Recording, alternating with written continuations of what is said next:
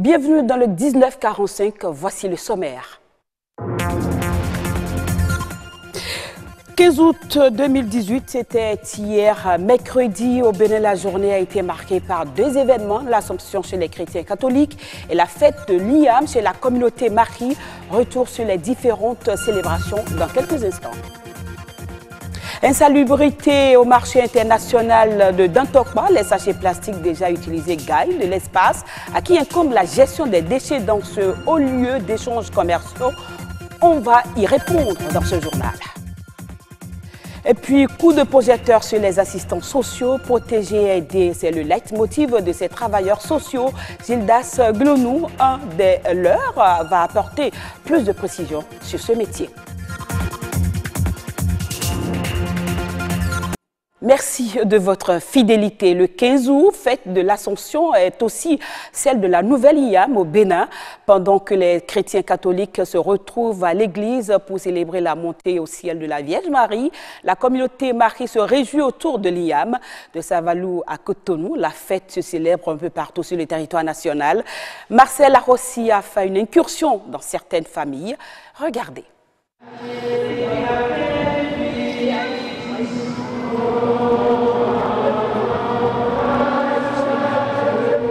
Voilà qui s'achève l'office qui consacre l'élévation de la Vierge Marie au ciel.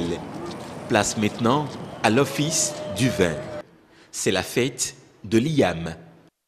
On va continuer la fête en célébrant la fête de l'IAM.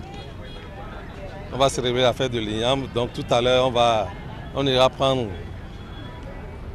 un bon plat d'igname pilé, arrosé du vin. C'est un jour exceptionnel pour les ressortissants du centre du Bénin. L'occasion de remercier la Providence pour l'abondance de la récolte. Loin de Savalou, la fête a lieu à Cotonou. Je donne l'occasion à mes frères, mes parents qui ne sont pas allés au village de se joindre à moi ici et qu'on fête ensemble. Et on partage la nouvelle IAM. Savalou, c'est loin. Et si je peux avoir du bon igname pilé ici, pourquoi aller jusqu'à Savalou? Le fior est profond de parce que le filet est soir. Ce qui est ici n'est pas différent de ce qui est au village. Il y en a qui savent bien le faire ici aussi. Voyez-vous, nous sommes en famille. Tout le monde mange. Et tout le monde ne peut pas rentrer au village. Aujourd'hui, l'occasion s'est faite que n'ayant pas le temps de se déplacer sur Savalou pour célébrer l'IAM et qui coïncide encore avec la fête de l'Assomption, je fais un saut ici pour fêter la fête de l'IAM à ma manière. C'est la plus grande réjouissance du peuple mahi. L'IAM, fraîchement moissonné, est officiellement autorisé pour la consommation. Faisons maintenant un petit détour dans le marché d'Antokpa. Les sachets plastiques, vous savez que l'utilisation des sachets plastiques est interdite au Bénin. Pourquoi? Parce qu'ils constituent des déchets pour l'environnement. Eh bien, certains de nos marchés, notamment le marché international d'Antokpa, offrent un désolant spectacle auquel s'exposent les usagers. Y a-t-il de mesures prises pour la gestion des déchets plastiques dans ces lieux d'échange commerciaux? Que faire pour mieux les assainir? Élément de réponse dans ce reportage de Fritu Amoussou et Lazare Migan. Dans Tokba, le plus grand marché du Bénin végète dans une insalubrité totale. Vendeuses et acheteurs cohabitent avec les ordures dominées par les sachets plastiques.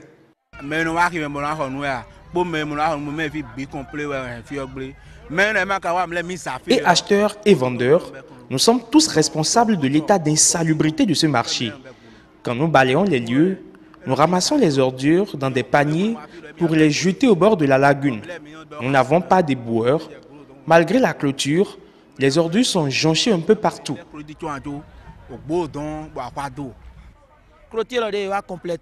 On dirait qu'ils ont fait cette clôture pour nous encourager à transformer ce lieu en un dépotoir éternel d'ordures, ce qui rend insalubre le marché.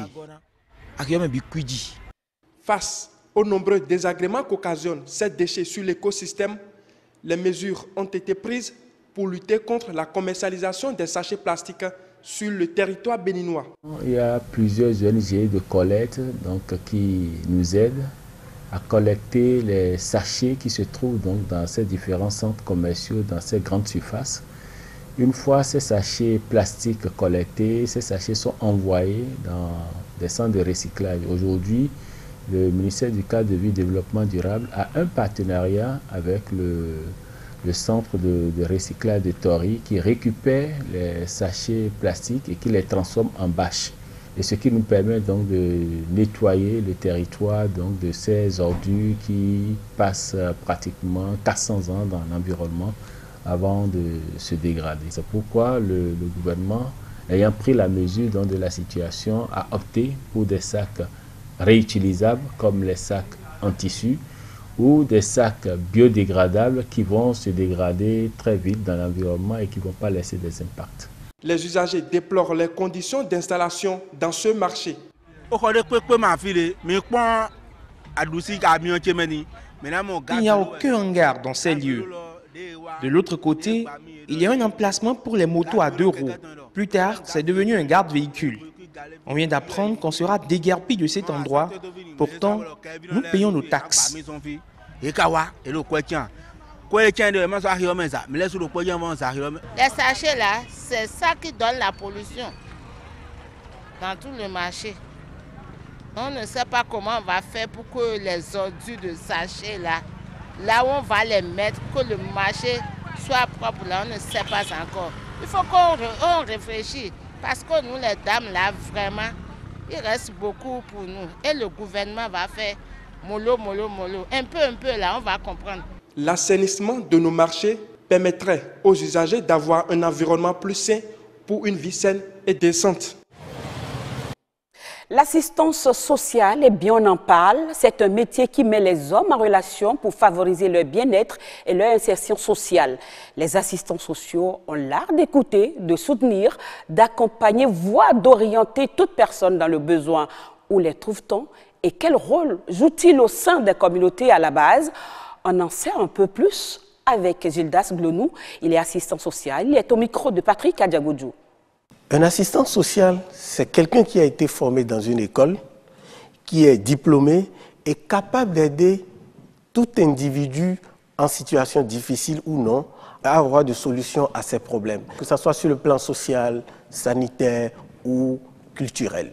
Lorsque vous êtes personne en situation difficile, soit vous avez été victime d'un incendie, l'assistance sociale vous écoute, évalue les besoins avec vous et vous accompagne en faisant un dossier de secours pour que l'État vous aide en matière de feuilles de tôle, en matière de vivre ou non vivre.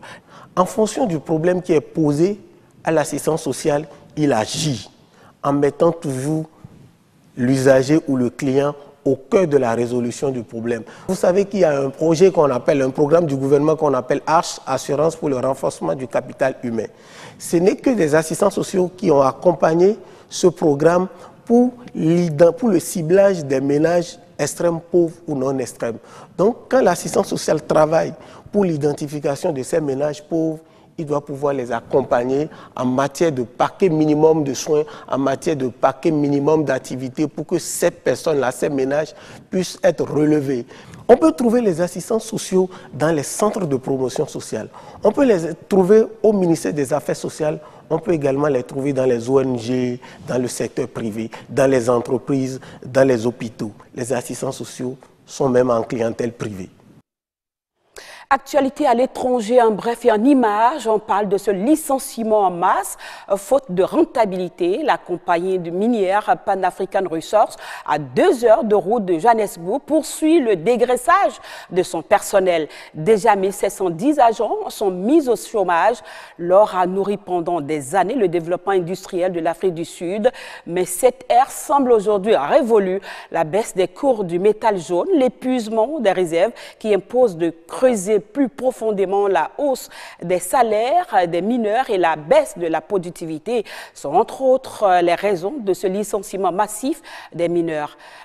Et puis, en France, dans l'Hexagone, le député des Côtes d'Arnor et de la République en marche, Hervé Berville, remettra à Emmanuel Macron son rapport sur la modernisation de la politique partenariale d'aide au développement et de solidarité internationale. C'est dans la perspective de la semaine des ambassadeurs que le chef de l'État français lancera le 27 août prochain le document de 96 pages qui s'ouvre sur le constat, le trajectoire des pays en développement sera inéluctablement différente de celle qu'ont pu connaître les pays européens, américains et asiatiques. Il mentionne également que tout est interconnecté, urbanisation accélérée, pauvreté persistante et terrorisme.